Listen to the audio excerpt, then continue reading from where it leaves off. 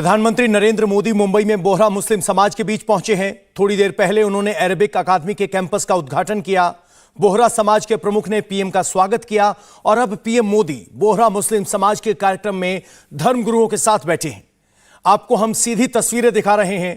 बोहरा समुदाय के प्रमुख सैयदाना मफुल सुफैदी अभी संबोधित कर रहे हैं।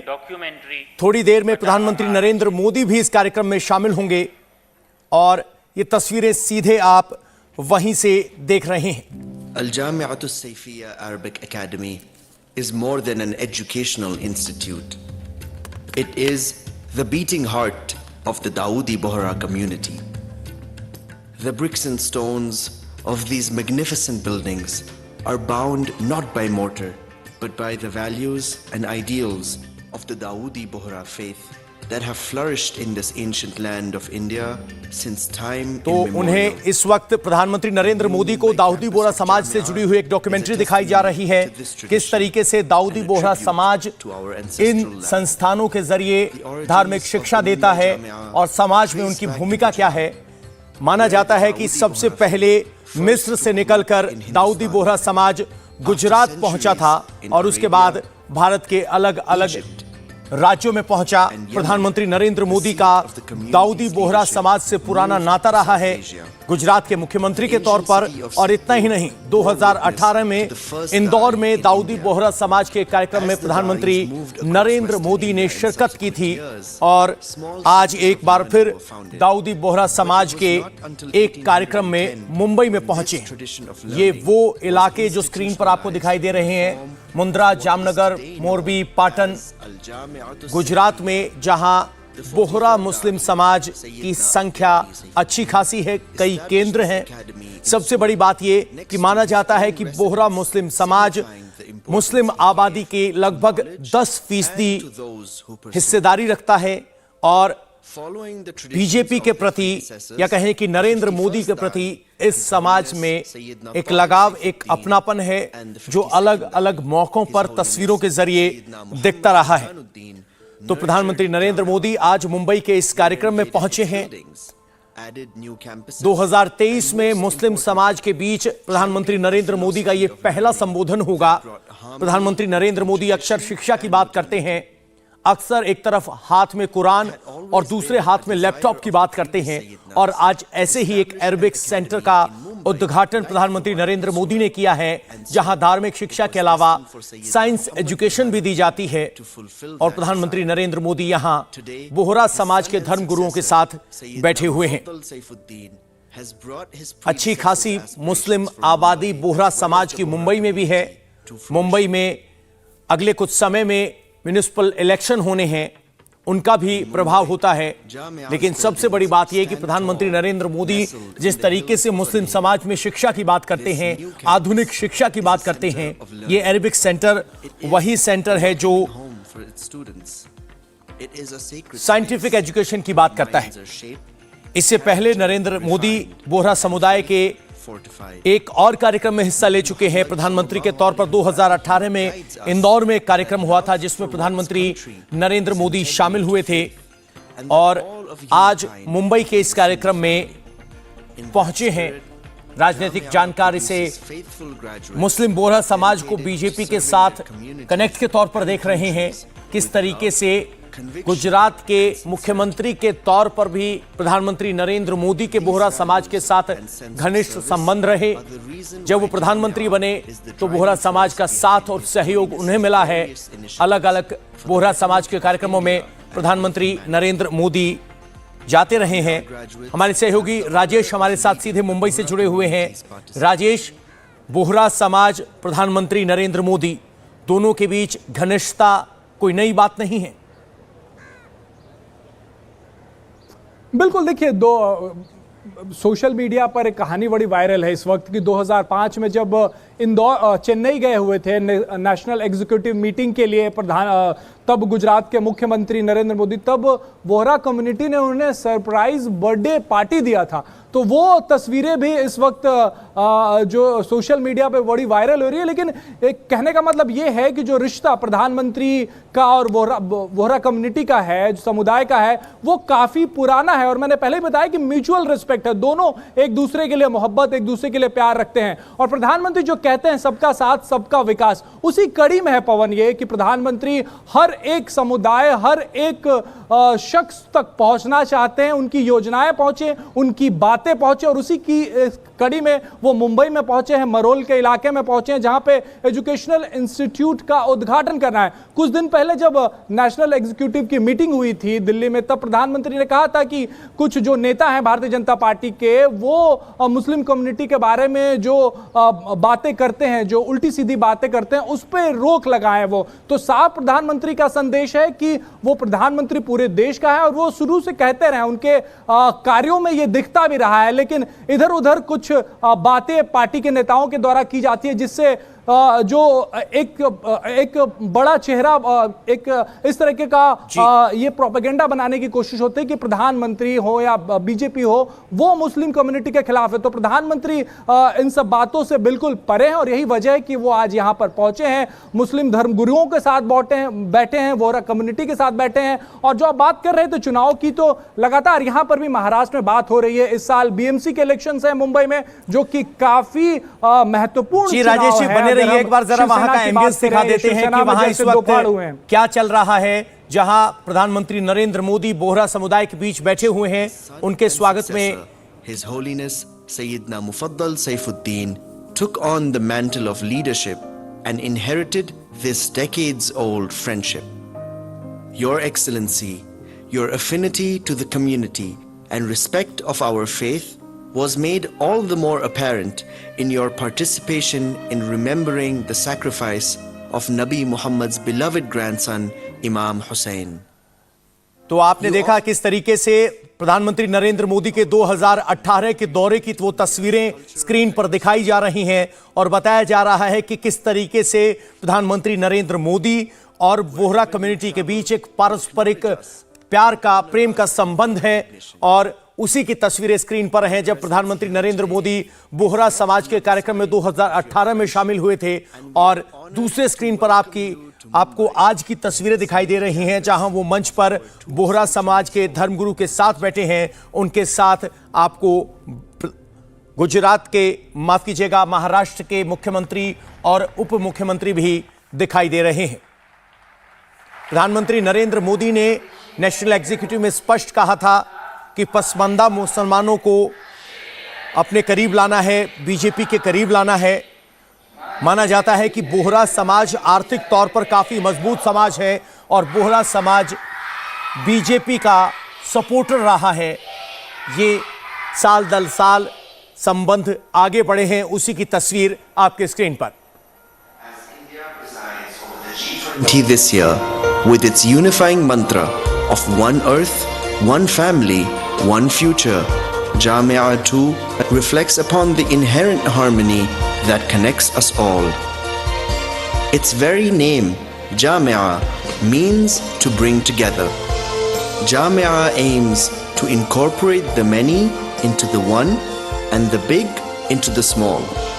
By bringing together the essence of the Da'i, the people of the community, and the spirit of the nation into one harmonious entity, Jamia becomes the embodiment of the unity and harmony that India stands for today.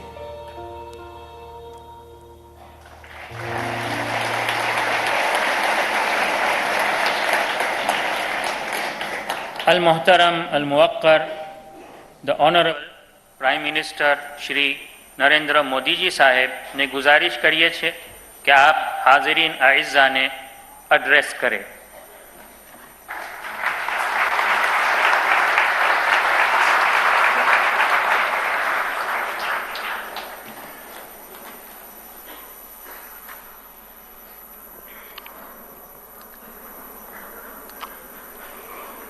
His Holiness Syedna Mufaddal जी,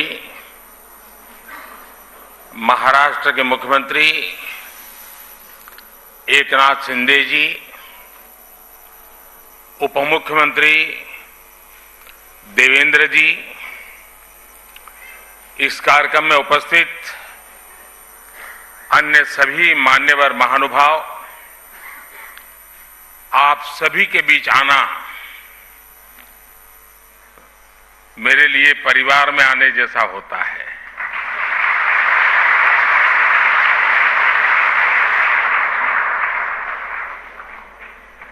और वो जो मैंने आज आपकी video देखा, film देखी, तो मेरी एक शिकायत है और मैं चाहूंगा कि इसमें सुधार कीजिए। आपने बार बार उसमें माननीय मुख्यमंत्री और माननीय प्रधानमंत्री कहा है।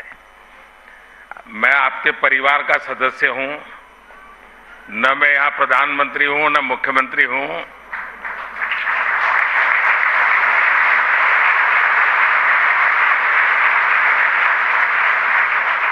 और शायद मुझे जो सौभाग्य मिला है वो बहुत कम लोगों को मिला है। मैं 4 पीढ़ी इस परिवार के साथ जुड़ा हूं, 4 पीढ़ी, और चारों पीढ़ी मेरे घर आई है। ऐसा सौभाग्य बहुत कम लोगों को मिलता है। और इसलिए मैं कहता हूं कि फिल्म में जो बार बार मुख्यमंत्री और प्रधानमंत्री है, मैं तो आपके परिवार का सदस्य हूं और हर बार एक परिवार के सदस्य के रूप में आने का जब भी अवसर मिला है, मेरी खुशियां अनेक गुना बढ़ गई है।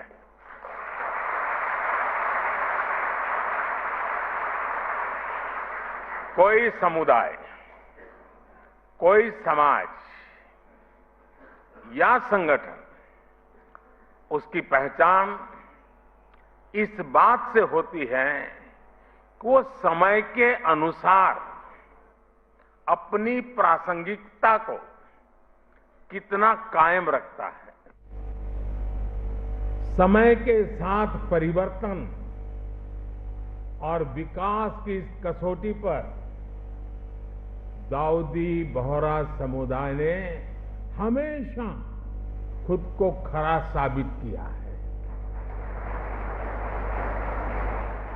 आज अल जमाया तुस सैफिया जैसे शिक्षा के महत्वपूर्ण केंद्र का विस्तार इसका एक जीता जागता उदाहरण है। मैं संस्था से जुड़े हर व्यक्ति को मुंबई शाखा शुरू होने की और 150 साल पुराना सपना पूरा हुआ है, आपने पूरा किया है। मैं आपको बहुत बहुत बधाई देता हूं, बहुत दिल से बधाई देता हूं। साथियों, दाऊदी बोहरा समुदाय और मेरा रिश्ता कितना पुराना है, ये शायद ही कोई ऐसा होगा जिसको पता ना हो। मैं दुनिया में कहीं पर भी गया,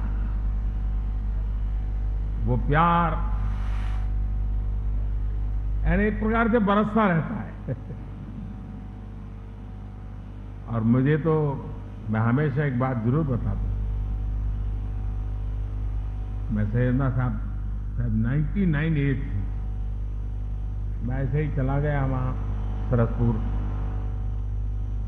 99 एज में वो बच्चों को पढ़ा रहे थे जी।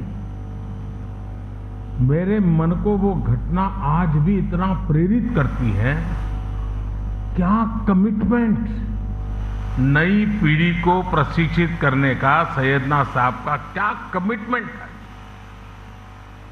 99 एज में भी बैठ करके बच्चों को पढ़ाना, और मैं समझता हूं 800,000 बच्चे एक साथ पढ़ रहे थे। मेरे दिल को वो दृश्य हमेशा हमेशा प्रेरणा देता रहता है। गुजरात में रहते हुए हमने एक दूसरे को बहुत करीब से देखा है। कई रचनात्मक प्रयासों को साथ मिलकर के भी आगे बढ़ाया है। और मुझे याद है, सैयदना साहब की शताब्दी का वर्ष हम मना रहे थे।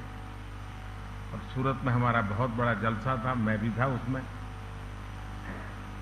तो सैयदा साहब ने मुझसे कहा तुम मुझे बताओ मैं क्या काम करूं। मैंने कहा मैं कौन होता हूं आपको काम बताने वाला। लेकिन उनका बड़ा आग्रह था, तो मैंने कहा देखिए गुजरात को तो हमेशा पानी का संकट रहता है, आप उसमें कुछ जरूर। और मैं आज भी कहता हूं उस एक बात को, आज इतने साल हो गए, पानी के रक्षा के काम में आज भी बोहरा समाज के लोग जी जान से लगे हुए, जी जान से लगे हुए। ये मेरा सौभाग्य है।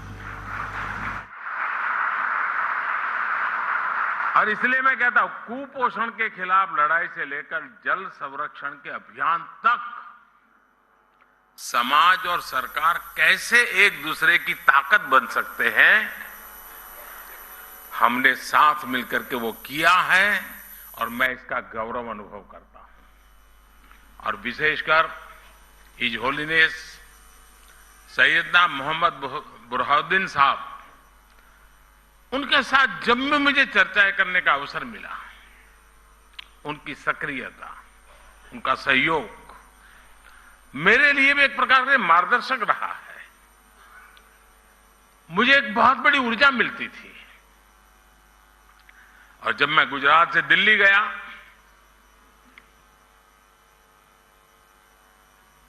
आपने गादी संभाली,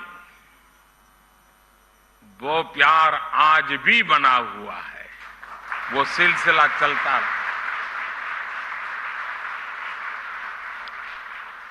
इंदौर के कार्यक्रम में his holiness doctor Syedna Mufaddal Saifuddin साहब और आप सब ने अपना जो स्नेह मुझे दिया था, वो मेरे लिए बहुत अनमोल है। साथियों, मैं देश ही नहीं, जैसा मैंने कहा विदेश में भी कहीं जाता हूं तो मेरे बोहरा भाई बहन रात में अगर 2 बजे भी लैंड किया है तो 2-5 परिवार तो आए ही है एयरपोर्ट पे। मैं उनको कभी कहता हूं इतनी ठंड में आप क्यों कष्ट उठाते? नहीं, बोले आप आए हैं तो बस हम आ गए। वो दुनिया के किसी भी कोने में क्यों ना हो, किसी भी देश में क्यों ना हो, उनके दिलों में भारत की चिंता और भारत के लिए प्रेम हमेशा दिखाई देता था।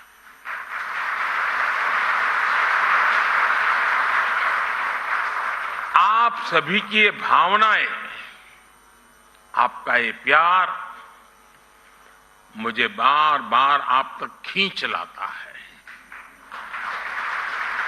साथियों, कुछ प्रयास और कुछ सफलताएं ऐसी होती हैं जिनके पीछे कई दशकों के सपने लगे होते हैं।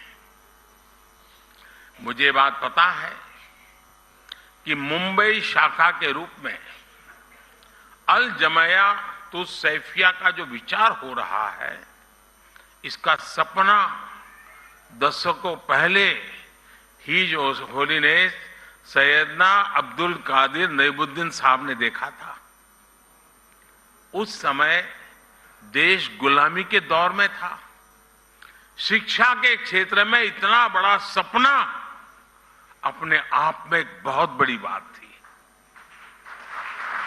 लेकिन जो सपने सही सोच से देखे जाते हैं, वो पूरे होकर के रहते हैं। आज देश जब अपनी आजादी के अमृतकाल की यात्रा शुरू कर रहा है, तो शिक्षा के क्षेत्र में बोहरा समाज के इस योगदान की अहमियत और भी बढ़ जाती है। और जब आजादी के 75 साल की याद करता हूं तो मैं एक बात का जिक्र जरूर करूंगा, और मेरा तो आप सबसे आग्रह है कि जब भी आप सूरत जाएं या मुंबई आएं, एक बार दांडी जरूर हो आइए। दांडी यात्रा महात्मा गांधी जी की आजादी का एक टर्निंग पॉइंट था। लेकिन मेरे लिए सबसे बड़ी बात वो है कि दांडी यात्रा में, दांडी में नमक सत्याग्रह के पहले गांधी जी आपके घर में रुके थे दांडी में।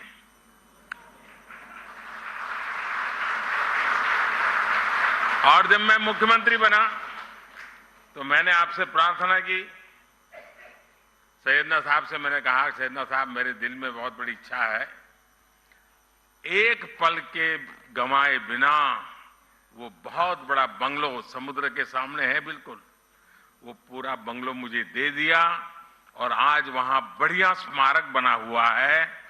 दांडी यात्रा की स्मृति में सैयदना साहब के वो यादें दांडी यात्रा के साथ अमर हो चुकी है।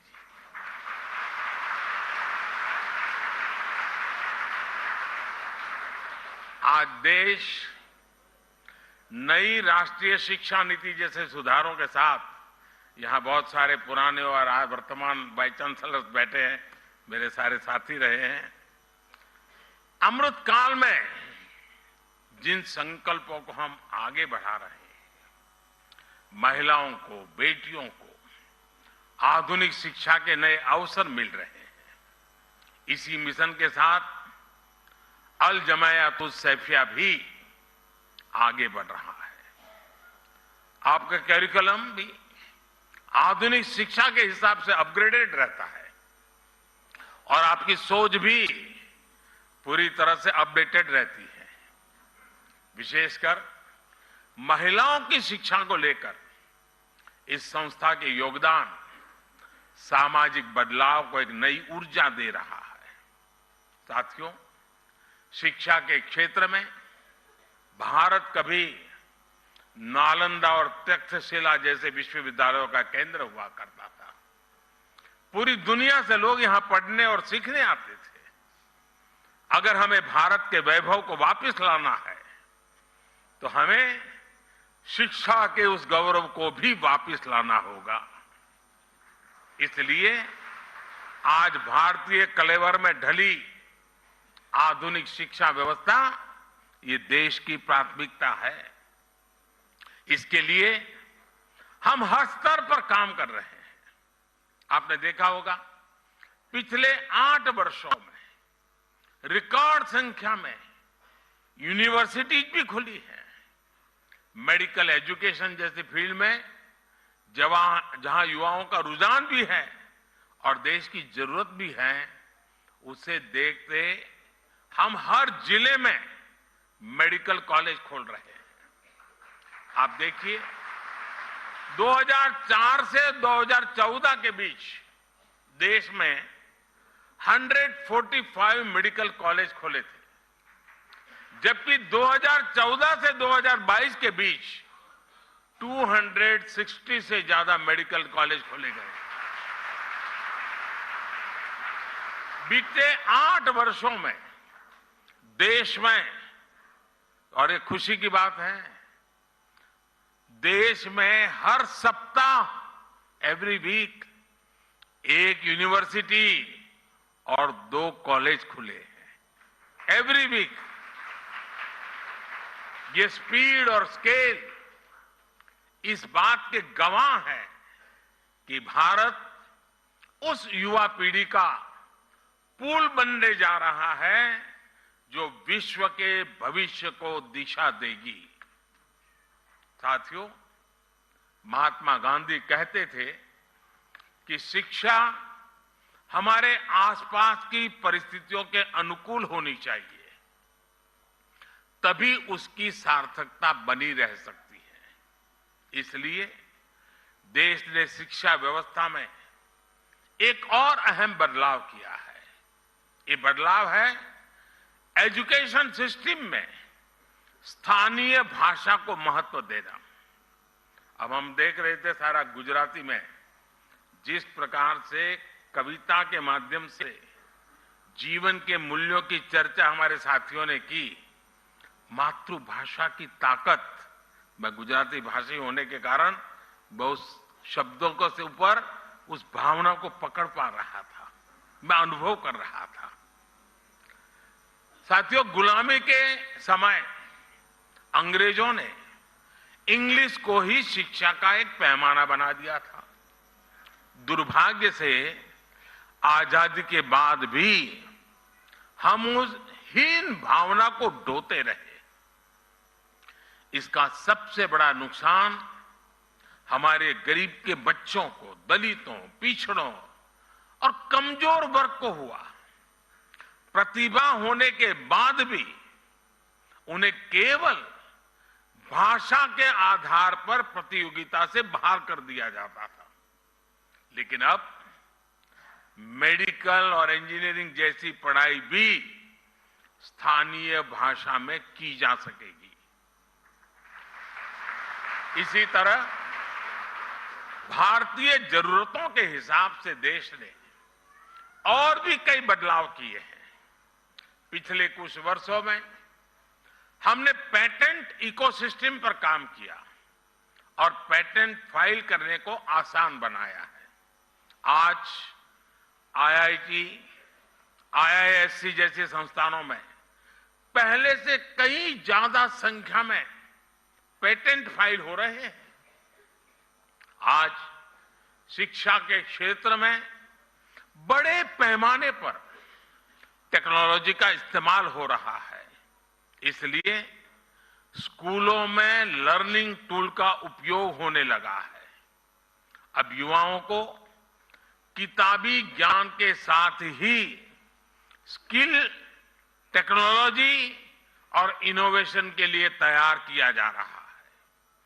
इससे हमारे युवा रियल वर्ल्ड के प्रॉब्लम के लिए तैयार हो रहे हैं, उनके सॉल्यूशंस खोज रहे हैं। साथियों, किसी भी देश में उसका एजुकेशन सिस्टम और उसका इंडस्ट्रियल इकोसिस्टम दोनों ही मजबूत होना जरूरी होता है। इंस्टीट्यूट और इंडस्ट्री ये दोनों एक दूसरे के पूरक होते हैं। ये दोनों युवाओं के भविष्य की नींव रखते हैं। दाऊदी बोहरा समाज के लोग तो खासकर बिजनेस में काफी सक्रिय भी और सफल भी हैं। बीते 8-9 वर्षों में आपने ईज ऑफ डूइंग बिजनेस की दिशा में ऐतिहासिक सुधारों को देखा है, उसके प्रभाव को महसूस किया है। इस दौरान देश ने 40,000 कंप्लायंसेस को खत्म किया, सैकड़ों प्रावधानों को डिक्रिमिनलाइज किया। पहले इन कानूनों का डर दिखाकर एंटरप्रेन्योर्स को परेशान किया जाता था। इससे उनका बिजनेस प्रभावित होता था।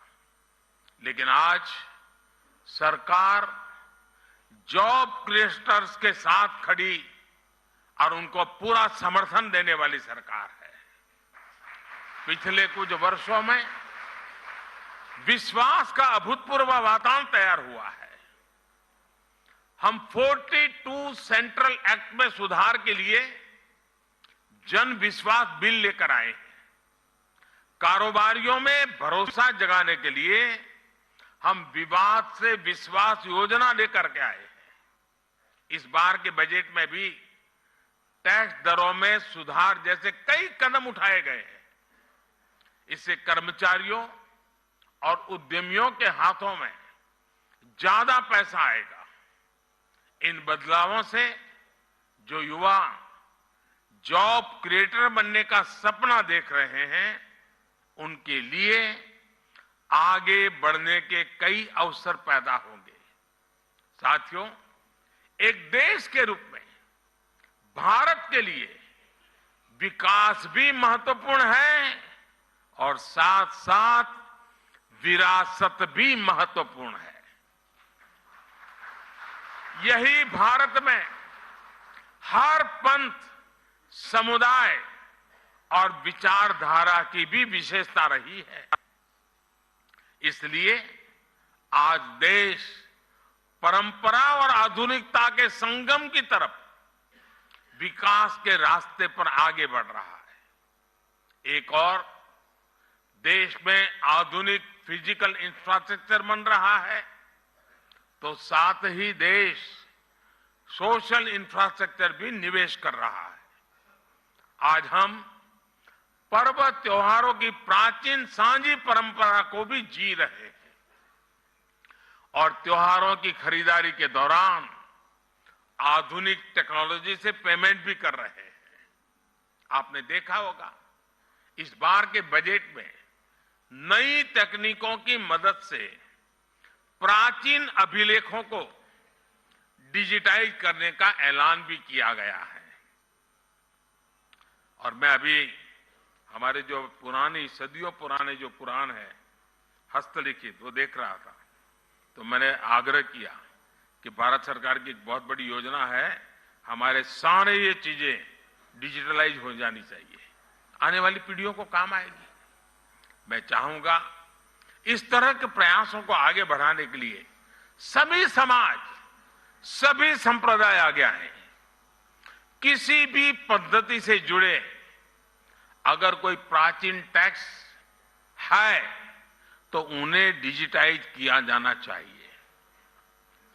बीच में मैं मंगोलिया गया था,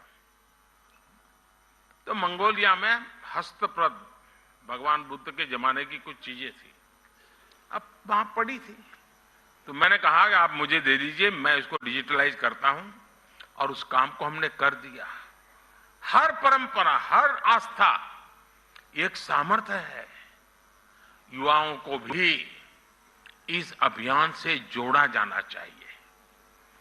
दाऊदी बोहरा समाज इसमें बहुत बड़ी भूमिका निभा सकता है। इसी तरह पर्यावरण संरक्षण हो, मिलेट्स का प्रसार हो, आज भारत इन विषयों पर पूरे विश्व में बड़े अभियान को लीड कर रहा है। आप इन अभियानों में भी जन भागीदारी को बढ़ाने के लिए इन्हें लोगों के बीच लेकर जाने का संकल्प ले सकते हैं। इस वर्ष भारत G20 जैसे महत्वपूर्ण वैश्विक मंच की अध्यक्षता भी कर रहा है। बोहरा समाज के जो लोग विदेशों में फैले हैं, वो इस अवसर पर विश्व के सामने सामर्थ्यवान होते भारत के ब्रांड एम्बेसडर का काम कर सकते हैं। मुझे विश्वास है कि आप हमेशा की तरह इन जिम्मेदारियों का उतनी ही खुशी से निर्वहन करेंगे। विकसित भारत के लक्ष्य तक पहुंचने में दाऊदी बोहरा समुदाय अपनी महत्वपूर्ण भूमिका निभाता रहा है, निभाता रहेगा, ये मेरा पूरा विश्वास है। और इसी कामना और इसी विश्वास के साथ आप सभी को मैं फिर से एक बार बहुत बहुत शुभकामनाएं देता हूं। और इस पवित्र अवसर पर आपने मुझे यहां आने का अवसर दिया। सैयदना साहब का विशेष प्यार रहा है। पार्लियामेंट चल रही थी, फिर भी मेरे लिए यहां आना उतना ही महत्वपूर्ण था, और इसलिए मुझे आज आकर के आप सबके आशीर्वाद लेने का सौभाग्य मिला। मैं फिर एक बार आप सबका हृदय से बहुत बहुत धन्यवाद करता हूं। बहुत बहुत धन्यवाद। तो प्रधानमंत्री नरेंद्र मोदी को आप सुन रहे थे। प्रधानमंत्री नरेंद्र मोदी मुंबई के दौरे पर है। मरोल इलाके में दाऊदी बोहरा समुदाय के कार्यक्रम में पहुंचे। इस दौरान उन्होंने अल जामिया तुस सैफिया के कैंपस का उद्घाटन किया और उन्होंने बोहरा समाज की तारीफ की। उन्होंने कहा कि जिस तरह से आधुनिक युग में बोहरा समाज ने तरक्की की है, आगे बढ़े हैं, साइंस टेक्नोलॉजी के क्षेत्र में तरक्की की है, एजुकेशन के क्षेत्र में तरक्की की है, वो वाकई काबिले तारीफ है। प्रधानमंत्री ने अपने संबोधन की शुरुआत में कहा कि मेरी एक शिकायत है, मैं चाहूंगा कि इसमें सुधार होना चाहिए। मुझे बार बार माननीय प्रधानमंत्री कहा गया। उन्होंने कहा कि मैं आपके परिवार का सदस्य हूं, मैं ना मुख्यमंत्री हूं ना पीएम हूं। उन्होंने दावा किया कि वो 4 पीढ़ियों से बोहरा समाज से जुड़े हुए हैं। इंडिया टीवी हर वक्त हर जगह डाउनलोड करने के लिए सर्च करें India TV news Google play store या ऐप स्टोर पर।